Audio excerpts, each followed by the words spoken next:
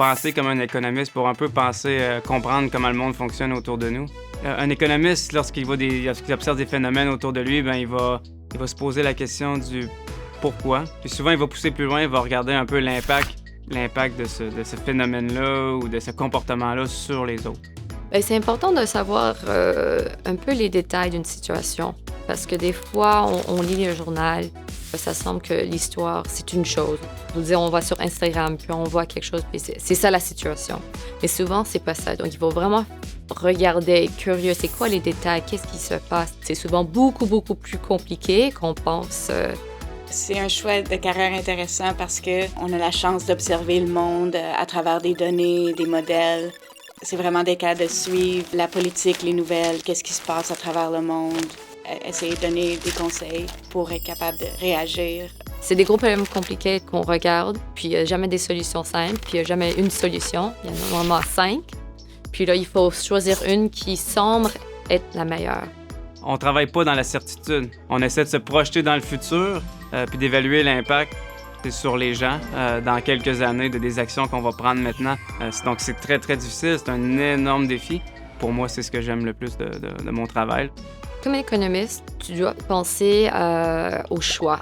On a souvent des choix de vie, des fois c'est des petits choix, des fois c'est des grands choix. Ça s'appelle le coût d'opportunité. Donc avoir conscience que quand on prend une décision, qu'on fait une action, c'est quelque chose qu'on n'a pas fait. Si j'achète mon café ce matin, c'est peut-être un paquet de gomme ou une barre de chocolat que j'achèterai pas parce que le 2 $ est parti. Lorsqu'on prend une décision, si on sort avec des amis un soir au lieu d'étudier, le coût, c'est que peut-être que l'examen va moins bien se produire.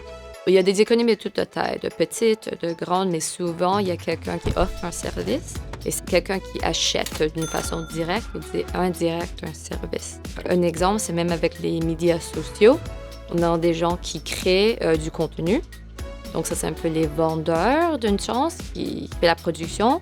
Puis il y en a d'autres qui consomment le contenu ou achètent des services directs ou indirectement à travers les médias sociaux. Donc, ça, c'est un exemple un peu d'une économie, d'une petite économie maintenant qui devient très, très grande. Donc, au jour le jour, l'économie pourrait nous affecter de façon... peut-être les prix sont plus hauts d'un jour à l'autre, ou le marché du travail, lorsqu'on cherche un emploi, si les emplois sont disponibles ou non, ou faciles à trouver. L'économie, c'est le résultat d'une série de décisions qui est prise par des étudiants, par des adultes, des travailleurs, des entreprises, les gouvernements. On vit l'économie à chaque jour dans toutes les décisions qu'on prend. C'est vraiment l'étude de comment est-ce qu'on peut distribuer le nombre de ressources limitées qu'on a de façon le plus effective possible. Les exportations à travers le monde, les importations, tous les enjeux politiques autour de ça. Et aussi, c'est l'argent. Et l'argent comptant, mais aussi l'argent non comptant dans les banques et tout ça. L'économie, c'est beaucoup de choses à beaucoup de personnes, mais c'est tout, c'est partout. Si on le voit ou on le voit pas, ou on peut le toucher ou on peut pas le toucher, c'est partout.